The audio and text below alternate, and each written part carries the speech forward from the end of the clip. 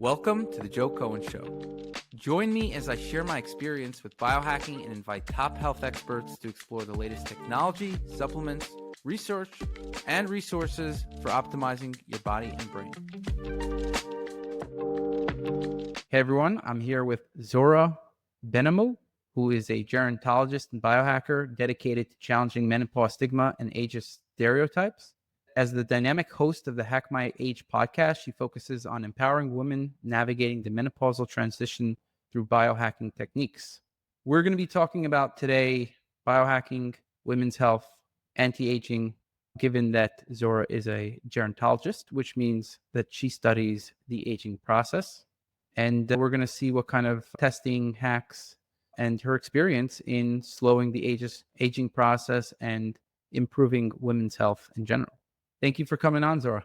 Thanks for having me. I'm really excited to share more information on perimenopause, menopause, women's health, things that we need to know at a younger age that'll help us be thriving as we get older. Okay, so let's get started with what do you wish you knew if you're 25 years old? What would you do different? You're a 25-year-old girl. That's the age of my girlfriend. Oh, yeah, that's when I got married. Geez, that was a long time ago. So, gosh, what would I wish I knew? There are so many things. Definitely, I wish I wore sunscreen a little bit more often because when you get to 50, all that sun shows up. But I do. When did you start wearing sunscreen? When did I start wearing sunscreen? Probably, I used to live in Ukraine. I lived in Russia. I lived in Hong Kong. And I have to say, those places don't get much sun. So I was not so good at it. Probably when I spent more time in Spain, and that was already in my 40s. And that was a little late. I'm now reversing sun damage. Did you put on sunscreen at all, or you didn't? No, I did baby oil. Baby oil. Brown as possible. Okay. And so, yeah, I'm from LA originally. I was born and raised there. Yeah, it was all about sun and sunshine. And I do remember my mother coming at me with hats and protect her skin. She had the most beautiful skin. And I wish I listened to her, but I didn't. So that's number one. Number two, now that I'm much more involved in hormones and menopause, I wish I knew what my hormones were doing when I was younger. I wish I tracked them. I wish I logged my periods. I wish I was more in tune with my body. And I wish I'd tested them. I wish I knew what was normal, what was a normal estradiol level for me, what's a normal progesterone for me or testosterone.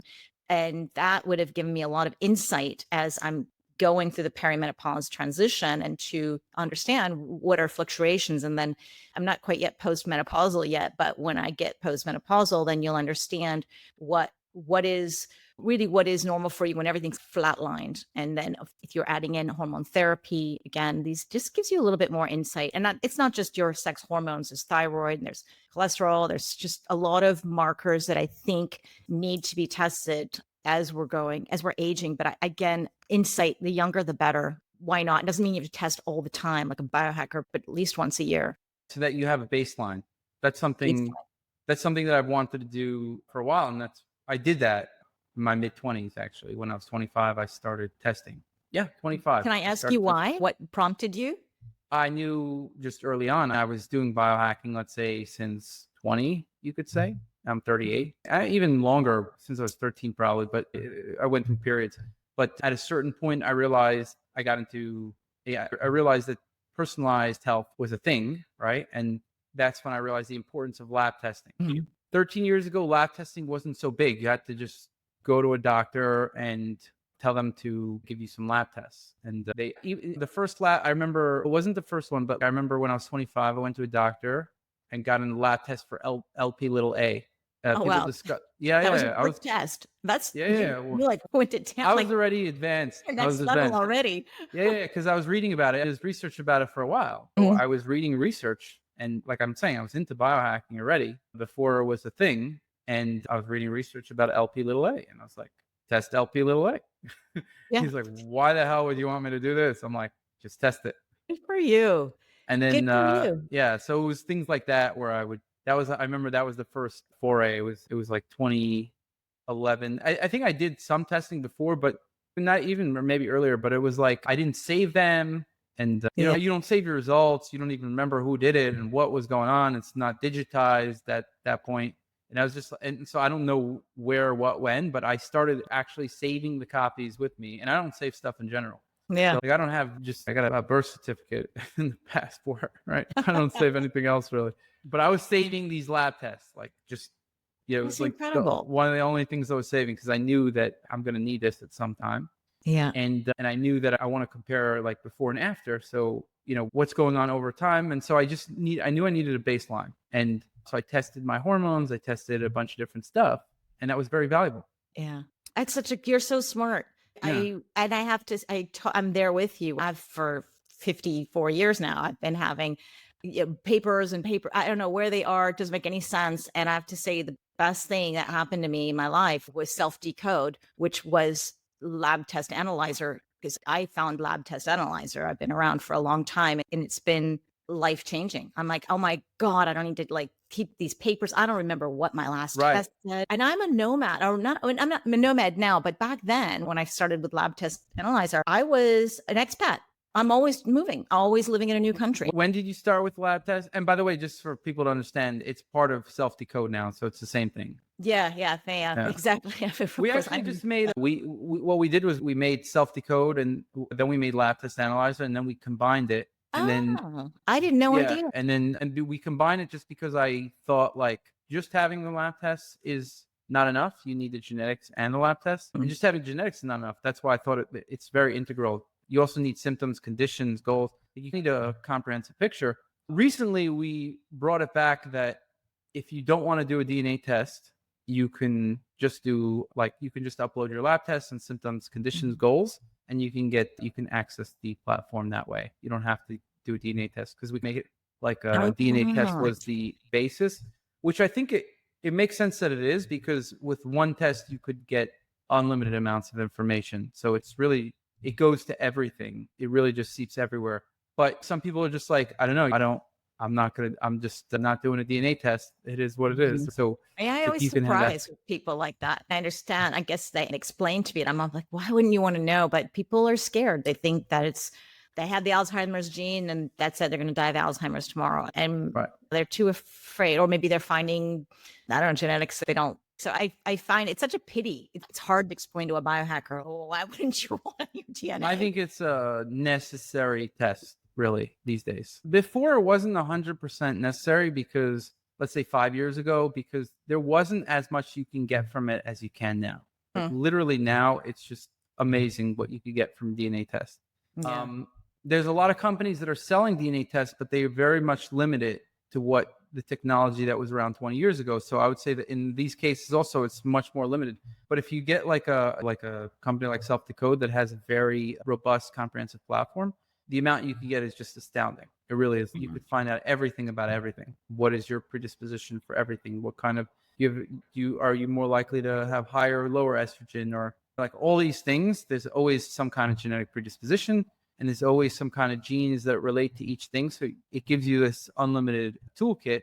That's why I think it's like a baseline that you could, and you keep learning because your body is so complex. You're not going to learn it all in one day, right? But it's a tool to keep discovering. And then the lab test is also important to see where you are right now. So yeah, I was really glad, like you said, you wanted to take a lab test to get a baseline. I was really glad I did that. And I could see, you can ask me on a given marker, could show you my history from when I started taking it. Yeah. And like you did, I stopped doing keeping the digital, the paper copies, because I just uploaded everything in self-decode, took a picture, uploaded it, and basically now it's all there, right? And like at this point, all these papers are so yellow from some water spilled on them, or like some juice spilled on them. It's like you can't even, oh man, I don't even want to touch this thing. Yeah, I just chucked it at this stage. I have pictures, and then I have it on self-decode. So now if I want to know any marker, I just type it in and it shows me right away. And it's amazing because you can share this with your doctor too. Correct. You can, I think doctors too often want to just, what's happening today? I don't care what happened to you. I don't want to see your blood test from 3 years ago, but I think it's important. Let's look at the progression, right? Let's see what's happening. Or maybe, and also in self-decode, I like the little edit part. So if I'm doing a little experiment and I'm trying niacin for cholesterol or something, or I'm trying some new supplement and I want to see if it moves the needle, I can write it there. I can tell the doctor, look, it's written in the notes what I was trying to achieve and whether I achieved it or not. It's there. So why wouldn't you want to share this with your doctor and have a Right. discussion with him or her? And I just don't think that they're up to speed yet and how this technology can really help. Absolutely. They're really behind on this stuff in terms of technology. Yeah, there's so much that you can do. It's unbelievable. Yeah, that's crazy. It's crazy, but Like, okay. do you have any marker give me a marker? I just want to show people in general, very briefly, what it would Mhm. look like. I'm actually on my practitioner account. I'll show what it looks like from there so that if you're a doctor. So give me an example marker. If you're talking about menopause, let's look at FSH maybe just to see if that's. Oh, you don't have Okay. FSH. Is this your personal? Yeah, I Okay, want to that's show. testosterone. I do have FSH, but it's not going to be as rich as some other markers. But I do have It's FSH. testosterone. That's Like the always. first time I checked FSH was more than 10 years ago. But it's Why did you not going to test be FSH? the same reason I test everything. I just wanted to know what's going on. And then what about? Okay, let's look at your testosterone. I'll show you the FSH though. Could you see this? Yeah. Just basically, you see, we rebranded to Promix Edge, by the way, by Self Decode. Okay. So Omics is just because it's multi-omics, and so it's Mhm. Pro Mix. Edge is cutting edge, whatever. Gosh, I was up that website. I don't know, not too long ago, several days ago, and I didn't notice that. Yeah, it just automatically redirects, but we show by Self Decode. Anyway, if you go to the lab search test results, I'm actually a client of. I have a personal professional account, so I'm looking at my professional account of my personal results. You could see here's my FSH. Mm-hmm. Yeah, always in the green. So I That's got nice. 2015, April 2015. It's just typically about 1 to 2. Nothing Mhm. doing, right? What did you say? Testosterone? Testosterone Testosterone. We or got my free or bioavailable, doesn't matter. This is my free testosterone. So what is it that keeps making it when you say, are you doing some testing and seeing if you're able to get out of the range or in the range, or why is it, do you know? Why is it? No, it's I do things to get it in, get it up. It's So are you looking to get out of the green and into the red because you really want to have more testosterone, or you want to better, are you? I do experiments with things, and sometimes it just goes very high. Yeah. It's not necessarily, yeah, it just goes very high because I'm I'm not taking Testosterone. yeah, I'm not taking any androgens or anything like that, but it's just What are you experimenting with? What's the latest testosterone hack? that's a good question. What am I experimenting with? Sorry, one second. Let me stop sharing. What's the latest one? I don't know what the latest one is, but Sheila Jeet makes my testosterone shoot up like crazy. Uh-huh. Yeah, I've heard of that one. I haven't tried it. I should probably experiment on my husband, but actually his testosterone is quite low. So we were thinking he's 65. So just thinking maybe go straight to the testosterone cream. I don't know if Sheila Jeet What's his number? actually in the blood. I don't remember the number, but it was like in the normal range. But when we did a Dutch test, and I can't read the Dutch. I'm not a practitioner. I don't understand it. But when it was read, the practitioner was like, "Oh my God, I've never seen testosterone so low in my life." Wow. And he's Seriously. not exhibiting Any signs? symptoms. Like, yeah, he's rocking. So I don't know. But I was the same with the Dutch test where I can build muscle like there's no tomorrow, but my testosterone just flatlined on the Dutch. I'm like, how is that even possible? I should be like not having these muscles. I don't know. Interesting. We Wow. both seem to be these kind of anomalies. I can't figure it out, but I still take testosterone because I know the benefits and I just want to be in an optimal zone. So you take exogenous testosterone. Yeah, I take a cream, but we're Okay. obviously a female level, which is much lower. And What do you find it helps with? Do you find it helps with sex drive or? I don't feel anything, to be honest. I always thought I'm going to put on my sex cream. No, I think for me, my brain is a bigger sex organ than the actual cream, but it's, yeah, I don't feel anything. If I go too much, I feel like I like hair comes out. If I did it the back of my knees, I'm like, why am I growing hair in the back of my knees? I don't have any hair, much hair left on my legs. But if you do it there, I can see it. But that's why I rotate it. But I don't see a whole lot for me personally. But I know a lot of women in my community do. But there's also a lot of women who have this expectation that it will help them with libido, and it doesn't. So they have to go on to other things. It's not because of testosterone. But you could always, you can always go very high, much higher dosages. You can go into injectables. Some people like the pellets. I'm not a fan of that. I just see that the women who do that, it seems to work for a while and then it just flatlines. And then they got to find other solutions when they're looking for higher dose of testosterone. Where do you get all you test through your own test kits?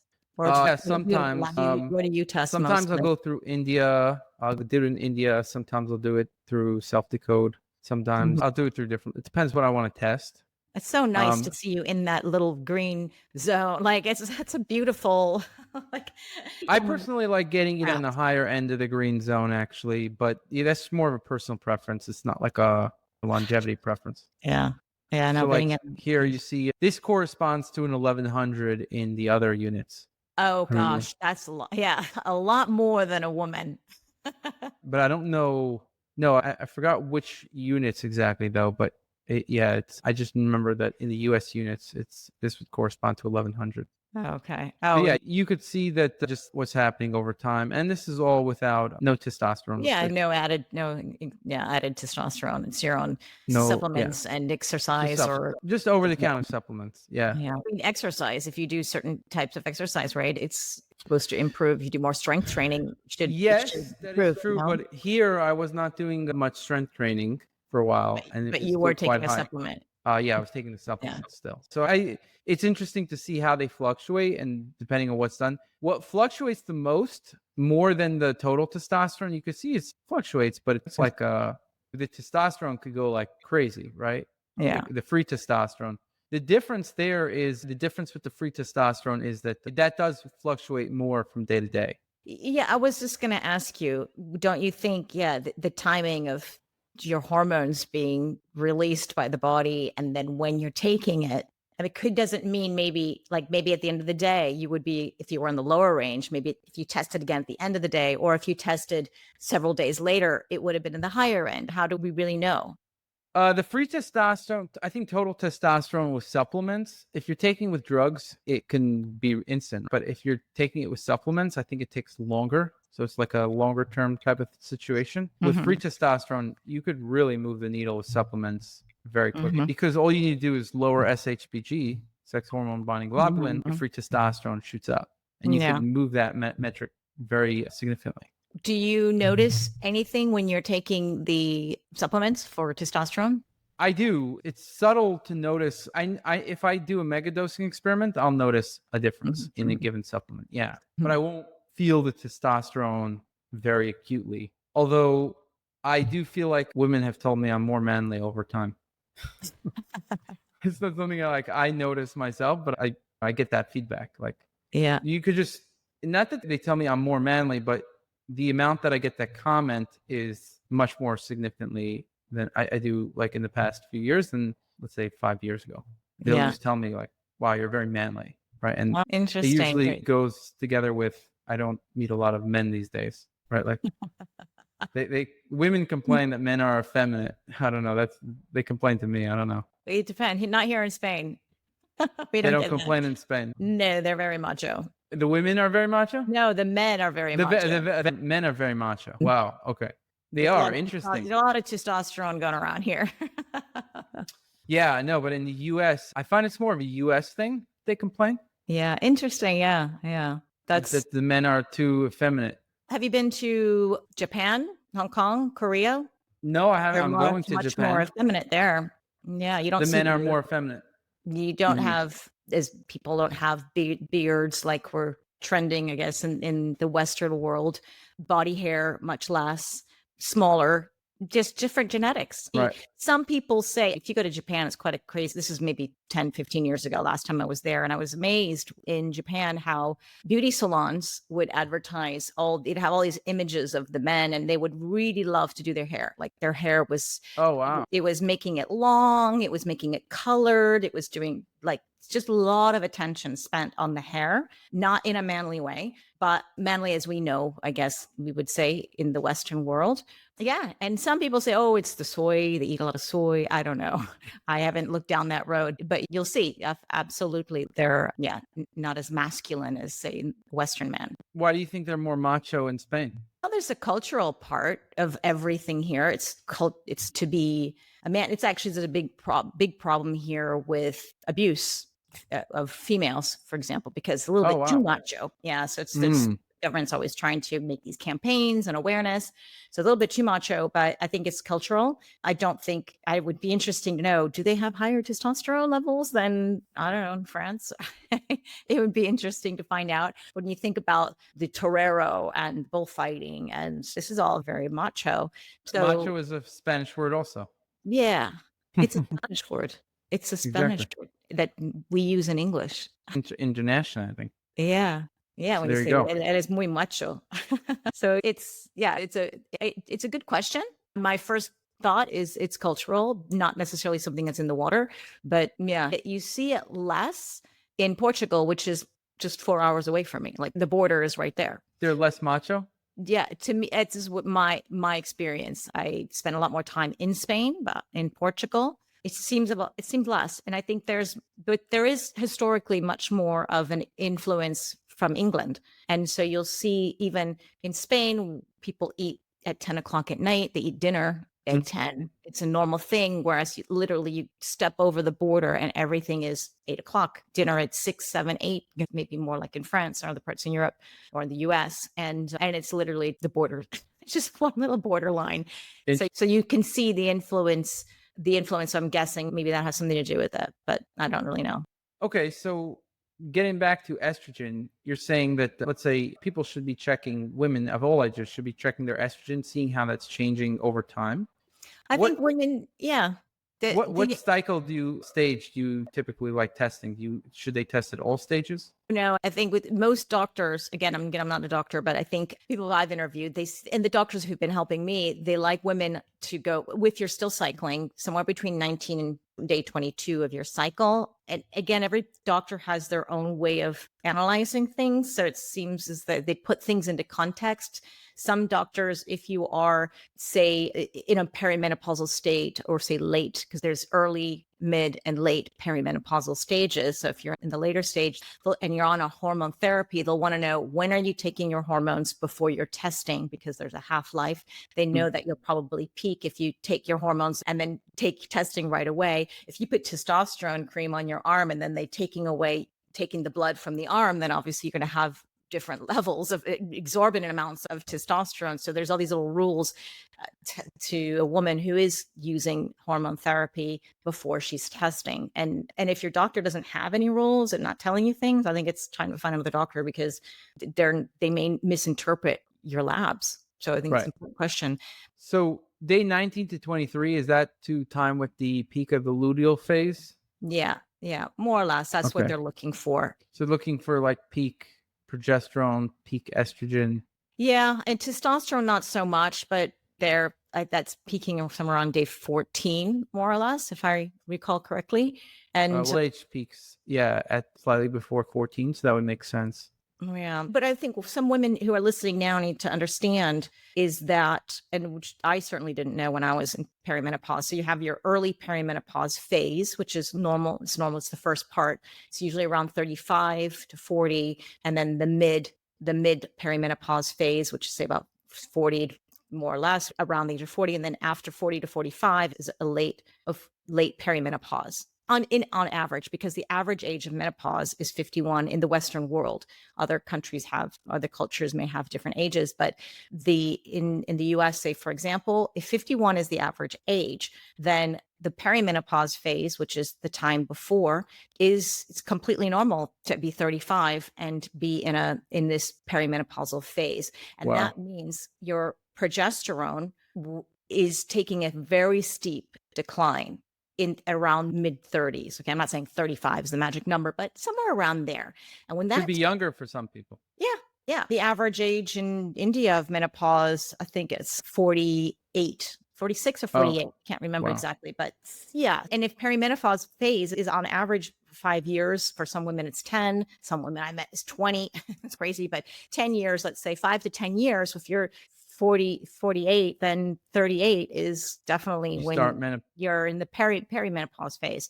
Perimenopause phase means that your hormones are just not cycling as regularly as they used to when you were younger, where So you're, yeah. if there's a problem, it could technically be in their 20s. Yeah, you think about women and our hormones. We've been going through this our whole life, whether it's adolescence, pregnancy, and then perimenopause and menopause. You're always dealing with hormonal fluctuation. So is it perimenopause or is it just an imbalance of your hormones? And maybe a little bit of both. But if most women are losing their progesterone around their mid 30s, and they know this because they may go, I'm not sleeping as well as I used to, and it's just little disturbances, or maybe I'm gaining weight for absolutely no reason at all. I maybe my periods actually are getting a little heavier, or they're getting a little lighter. There's some changes. A woman really knows.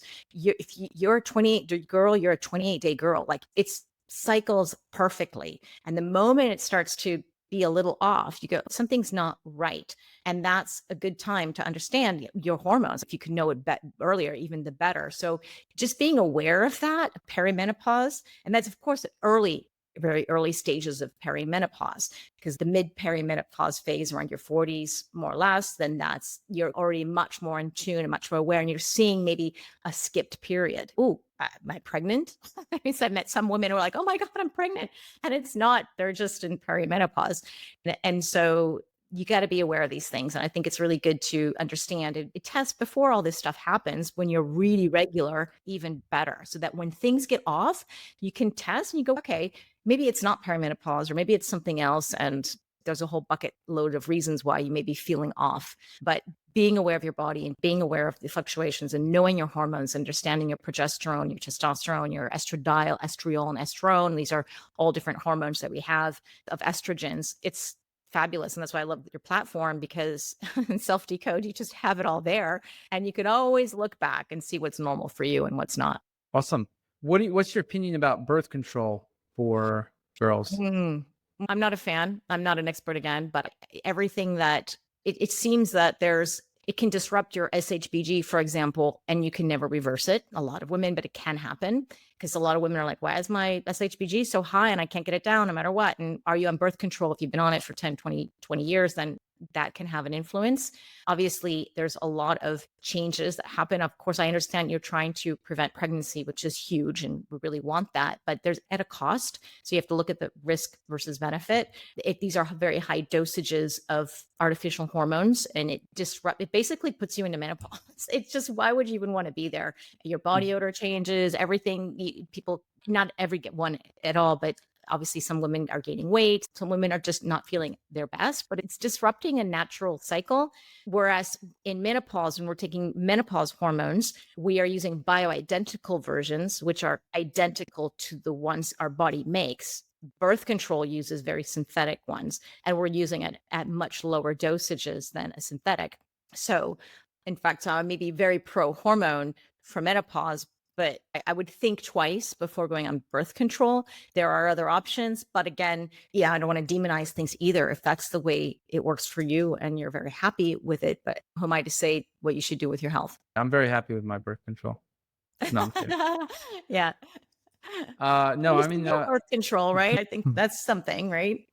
I guess so. Yeah. No, yeah, I don't think I've met anyone who was a fan of birth control. I think I was when I was young and I didn't want to get pregnant. I was a huge fan. It worked out for me, but I don't know. How many years did you take it for? On and off for about 10 years, because I got pregnant a couple of times.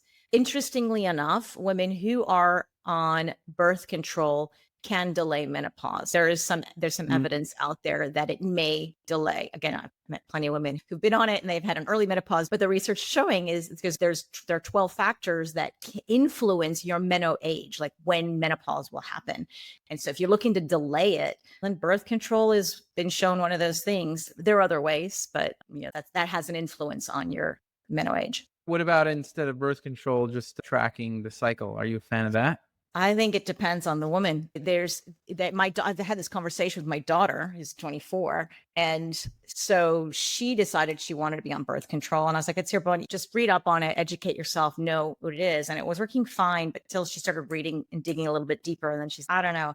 But when we had this discussion, she was like, there's no way I'm going to measure my temperature. I'm scared. I definitely don't want to get pregnant. So I don't trust myself to be tracking all the time. Like, that for her, the easy way out was to take birth control. And she's off it now. But I hear I get why it's easier. But the tracking, if you're not disciplined with it, then you got to be ready for accidents. 100%. What about irregular cycles? I hear that's a very common complaint among younger women. Yeah, again, this is hormonal. Why are we having the irregular cycles or amenorrhea? Why are they? There are many reasons, but if you are over exercising, overtraining, like when you think about gymnasts, they always have no period.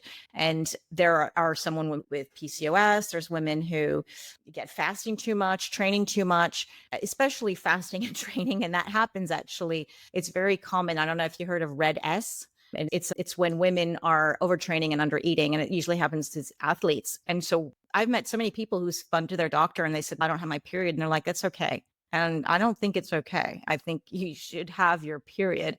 And there's a reason why and if you are under eating or overtraining, then it's just signal your body's screaming to you to fix it, because it may have consequences in the future for their thyroid, for example. There's a lot of women in my community who are now dealing with thyroid issues because they were training in a fasted state or fasting too much, because everybody's doing it. It's a biohack, but again, some people maybe can handle it and some people can't. But I definitely think if you have irregular periods, or amenorrhea, it's something to talk to your doctor about and just get it regular again. It's very often sometimes due to diet and lifestyle, and there's just little tweaks here and there that you can change for that. So you think the two most common things are overtraining and undereating? No, I think it could be possibly poor diet. I'm not an expert in fasting and nutrition, but I think definitely something's not right. But I don't know. I don't know. I'm not an expert in that area, so I don't really know. But if somebody has an irregular cycle, it means something's not right. They want to fix something. They should change something. I think they should. I think they should look into it. I think it's a sign. It's your body is talking to you. I think you should at least investigate and not ignore it, because we know it's normal to have a regular cycle. And if it's disrupted, it's again, something not right. And I wouldn't know to say what, but it is one of those things to look at. Unless you're perimenopause. If you're in the perimenopause phase, it may be just a normal thing. Disrupted cycles is quote unquote normal, but it's not something you need to fix, because it's the loss of your hormones. And that's just the cycle, the way it is.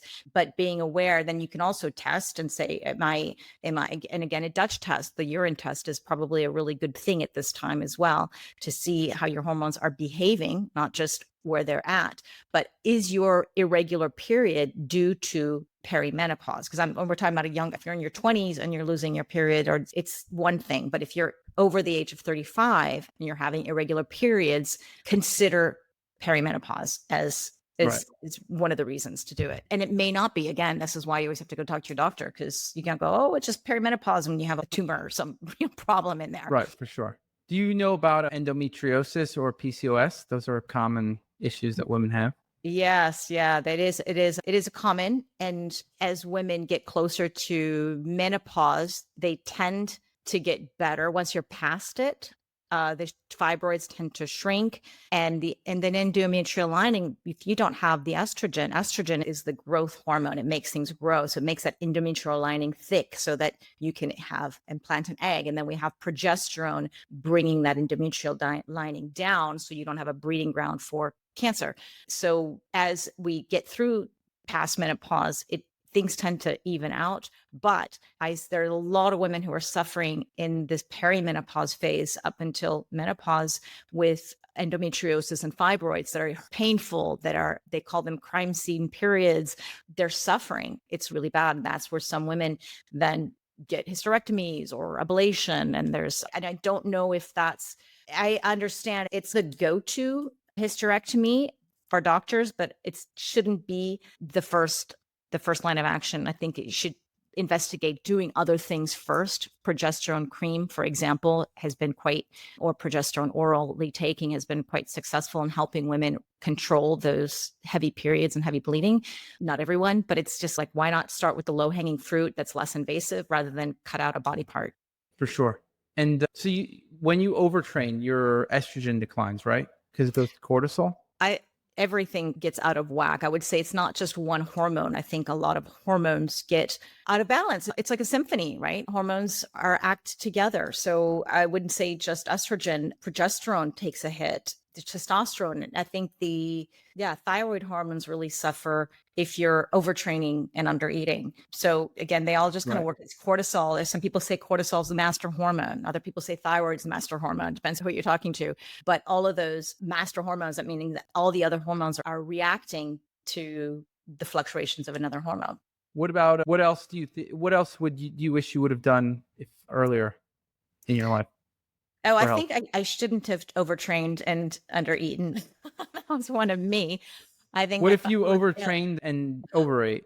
Like just not undereating? No, it's not overtraining and undereating. It was training in a fasted state because the research that came out on the guys, which I didn't know was only men, showed that it's beneficial for longevity. So I was like, and I've actually always been like that person where I don't like to eat a big meal before my training. So when I heard that, I was like, great, more power to me. But years and years, perhaps decades of doing that, it takes a hit on my thyroid. So I'm always trying to get my thyroid numbers optimal, and it's really hard. Thank God I still have my thyroid. Like could have gone into an autoimmune disease or something. Do you think you would want to ever start taking thyroid hormones, or you haven't tried that? I've tried them. Definitely moves the needle. I have it all logged into self-decode when I was on it. And it depends which doctor. As a nomad, which is always the trouble, you're seeing doctors all over the world in different places. And so one doctor will say, do this, another one does that. So I did take thyroid hormone. I started with the T3 only. And because I'm asymptomatic, I don't feel anything. It's hard to tell. However, after a couple of months on that, I was waking up with heart palpitations. And I was wondering, is this menopause? Because heart palpitations is a perimenopausal symptom. But it kept going. And then hyperthyroidism. I put two pieces together and I was like, this maybe is that thyroid medication. So I took I took it every other day. That's what I did. And that palpitation went away. And I couldn't get over the T3. Yeah. Just T3. Oh, I have to go look at my self-decode exactly what was in there. But I'm pretty sure it was just T3. To be honest, I can't remember. Don't quote me on this. Maybe it was T4. I don't remember. But like a combination? I don't remember, to be honest. But it would make sense it's T3 knowing my labs because I was making enough T4. It just wasn't...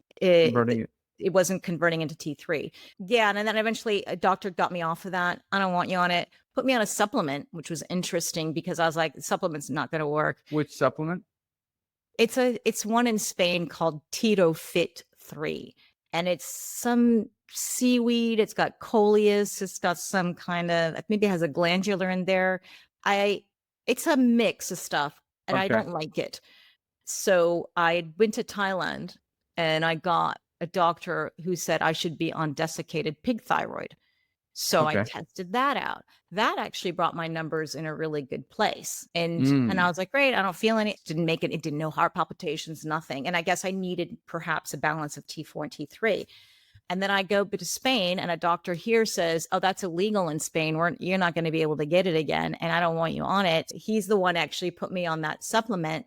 I decided to do a couple other things first. I literally, this is very new. I tested a thyroid glandular and T2. Didn't work with me.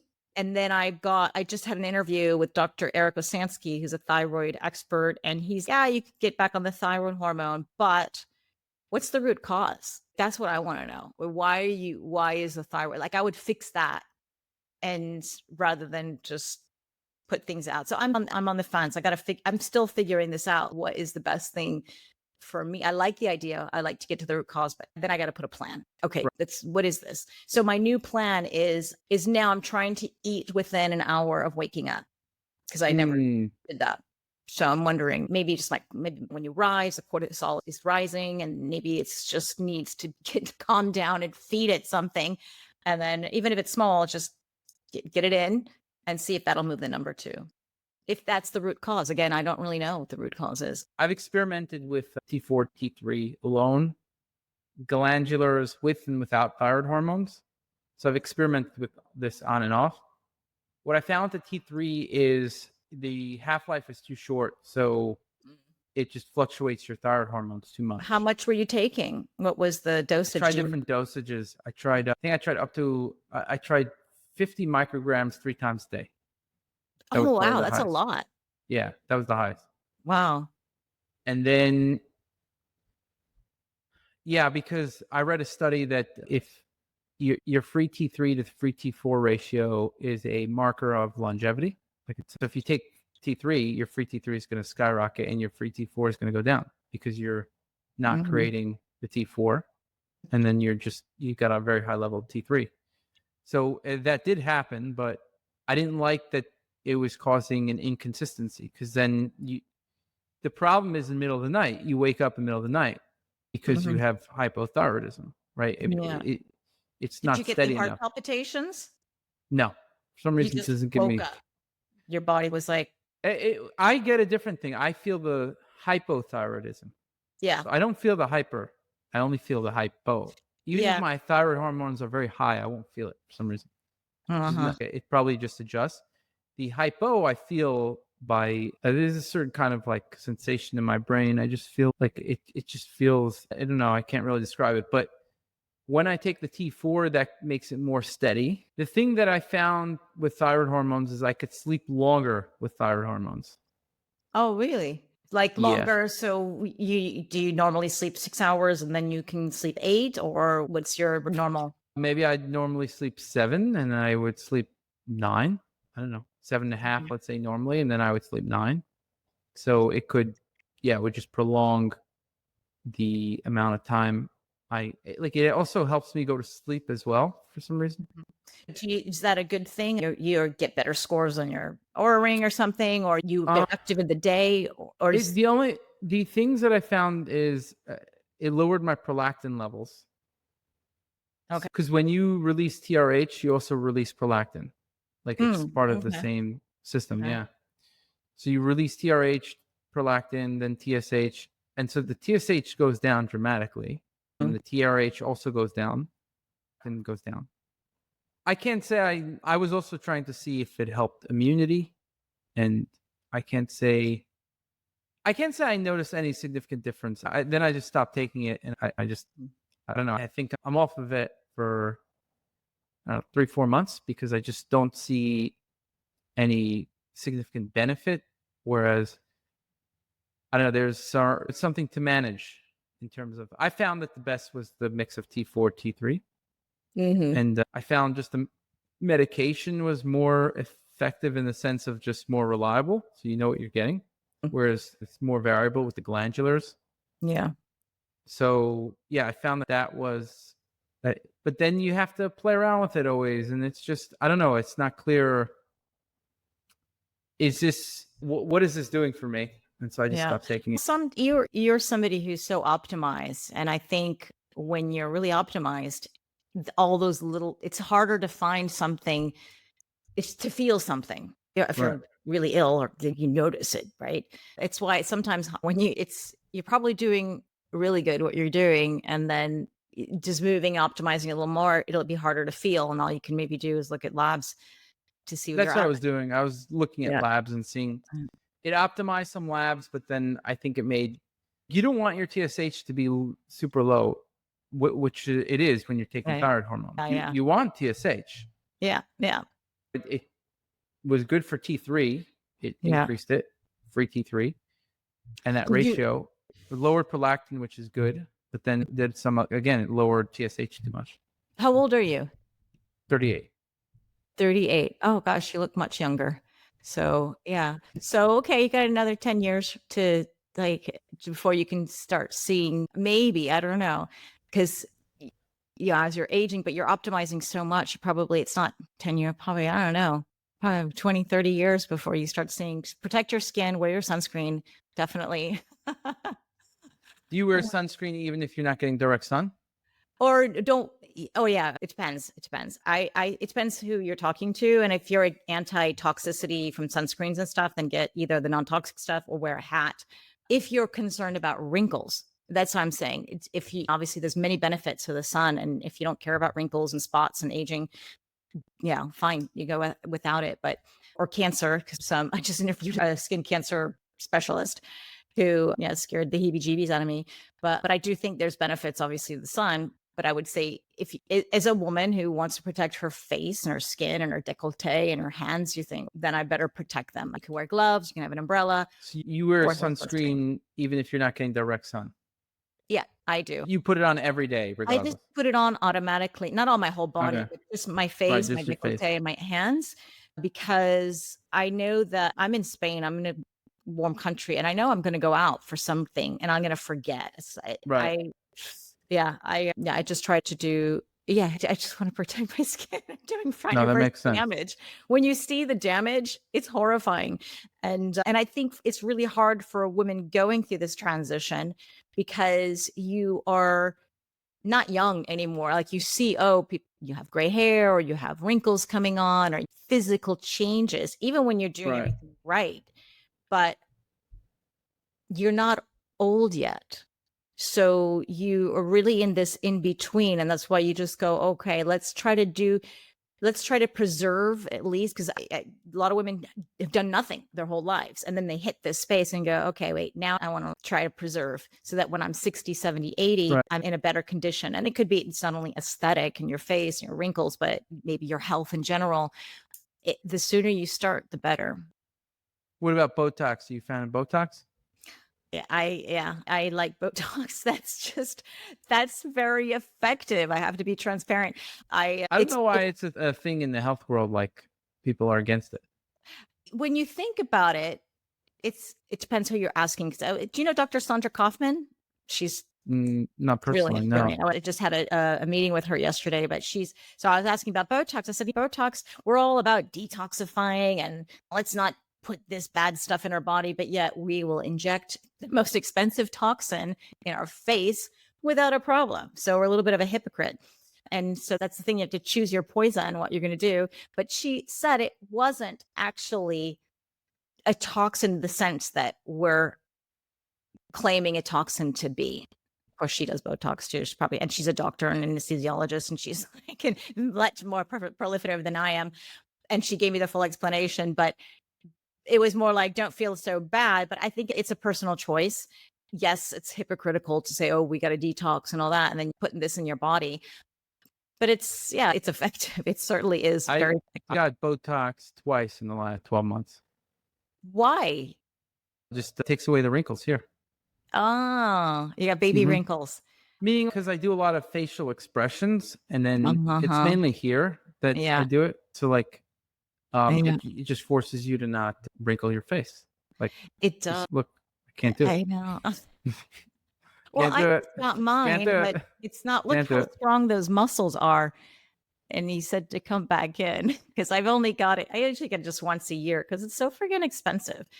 But I wish I maybe no wrinkles even when I try. I know you're going to be wrinkle free. So there you go. I'm not very good about sunscreen, but the Botox works. Why would I not do it? It does. I'm looking for a guest to interview all about Botox because I have too many questions. I'm again, I should do this, not do this. I need it, but I don't. Yeah, I'm a hypocrite. But I want to find out really what the deal is when you're injecting this stuff in your face or whatever, and the good, the bad, the ugly, like whatever it is. I'm looking for an expert for that because I do want more answers because it's so prevalent. We're all doing Yeah, both. So. I don't think it changes how I look now because get the same before I got it and after. I get the same. I look the same age from people, but Mhm. I just think it prevents wrinkles in the future because you're not. Definitely. There's no doubt. There's no doubt. The wrinkles are coming because of the self-expression. And I'm also super self-expressive. The only question I have is there a price we're going to pay down the road? This is very close to our brain. Is there something I don't that's think going so. up? I don't know. I don't. From the reading I've done, I don't think it is. Well, But that would be a again, good thing. Then I won't feel it's so bad. yeah. I don't know. I think it's just interesting. It's like a taboo in the health world. I don't know why. It's a taboo. It's a taboo. It is. No, it used to be a lot more taboo. Like you would never meet a woman who would admit that she does Botox or Right, facelift or whatever. And man. yeah, yeah, and forget it, yeah, man. So but you would think, and but you see the older generation, they still don't admit this stuff. Whereas Right. my generation and younger are like, we're open. I feel like every girl does. Even if you asked me a year ago or 2 years ago, I'd be like, "Oh, I don't know about Botox," but I don't know. Now I just think I'm open-minded. I just If you're into changed my opinion. prevention and that Right. means something to you, again, there's some people who embrace their wrinkles and they're perfectly fine. Be happy. I don't care what it is. Just do whatever makes you happy. But I'm still vain. I still want to prevent and try to look my best. And that's the reason I do it. But there's always that question in my head going, am I going to pay for this later? I'm going to play now and see what happens. And I hopefully, also yeah. I haven't been good about sunscreen, like you said, but that is mainly because every time I used to put on sunscreen, I used to get acne, but now I feel like not anymore. So now I'm just gonna I'm putting Protect yeah. you wear a hat. Can you wear a hat? Yeah. The thing is that I don't know, just wearing a hat though, you're still getting a fair bit exposed. You are, but It, it's better than nothing. I right. was living in Hong Kong. The girls there, their skin is flawless, but they're wearing gloves. They've got umbrellas. Seriously? Wow. Yeah, it's They're like amazing. Brian Johnson there. Oh, absolutely. Everyone looks like Brian Johnson. It's like They just porcelain skin. But that doesn't, and people would say that's genetics. And I'll argue it's not because I have seen Asians with really bad skin because right. they're not protecting it. They're not doing anything about it. There may have some Asians are so careful about their skin. in Hong Kong, yes. And in No, in China, the US too, I feel like. in Hong Kong, when I was living there, the Yeah. whiter the skin, the higher socioeconomic level you have. It's a Mm, sign that you work in an office mm, job. And if you have tanned skin, that's you're on the street, you're a gardener or something. So mm, there's this social element. So all the skincare that's out there has, not all of it, but most of it for a woman, it has skin whitening agents. And it could mm, be the same, it could be your L'Oreal or your Estee Lauder, and it'll be this exact same bottle, but a different formula because it's got the whitening agent if it's sold in Asia. If it's sold in Asia. wow. Wow. So it's a white, yeah, they really like that white look. Interesting. Yeah. Cool. Any last words or that you would impart to a earlier self or what women Yes. can do to optimize their healthy aging and longevity? Yes. As a gerontologist, we know that longevity starts in childhood, even in the womb or even in your grandmother. It has a lot. You can go way back. So the earlier you start taking care of yourself, the better. And the better chances you'll have for lowering the risk of all the diseases. So really take care of yourself now.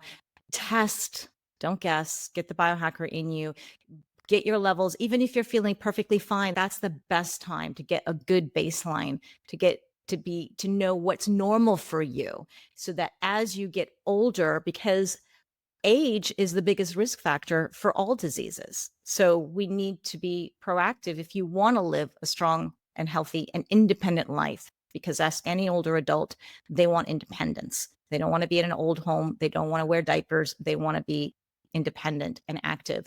And the only way that you're going to do that is by starting as early as possible. So don't wait and start testing right now. Okay, awesome. And what about supplements? Are you a fan of supplements or no? Yeah, I'm a bit of a supplement junkie. I love testing out new things. I'm always weaving things in and out. There's some What are some of your favorites? the non-negotiables are spermidine. Oh wow, Um, okay.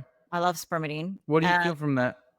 I don't feel it. I see it in my deep sleep scores. I get more Oh, deep okay. sleep, but I like the autophagy that I don't feel autophagy, but I know it's happening. I understand it, and I love the research that's out What there. the supplements that you feel something from? That you're like, okay, I know, I definitely feel something here. Magnesium, definitely. I feel like more relaxed and sleep. It helps with the sleep.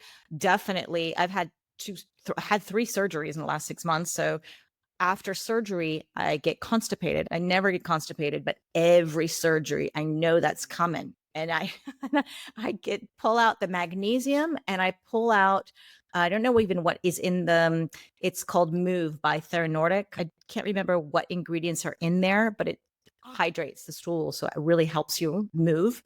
So that definitely works. Feel that. I'm trying to think, what else do I feel?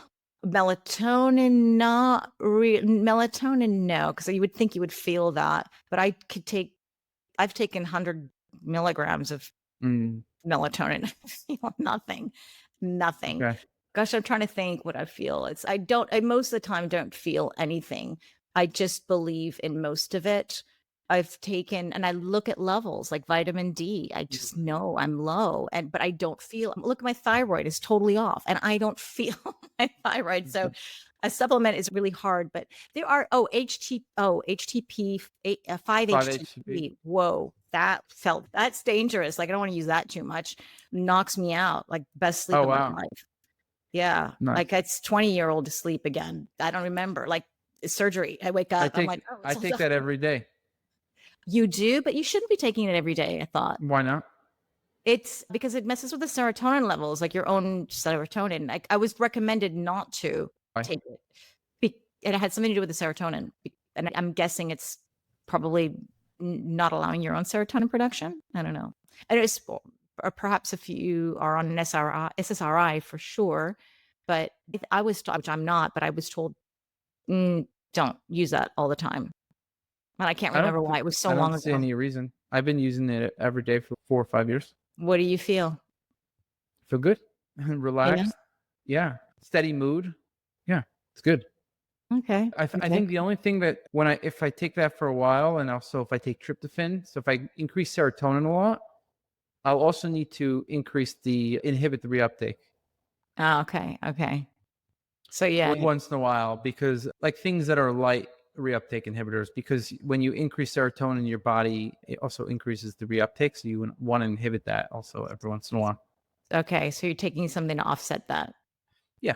You just get used to it essentially, because if you're increasing a lot of serotonin, you have a lot of serotonin. Yeah. Your body is naturally trying to just take it out of the system. So you increase the uptake, but then if you just inhibit that a little bit, not with a medication, just a little bit, there's a lot of, it'll just, like, even just St. John's wort once a week will, but I take lighter stuff. There's things that are lighter, like resveratrol is a light, very light version.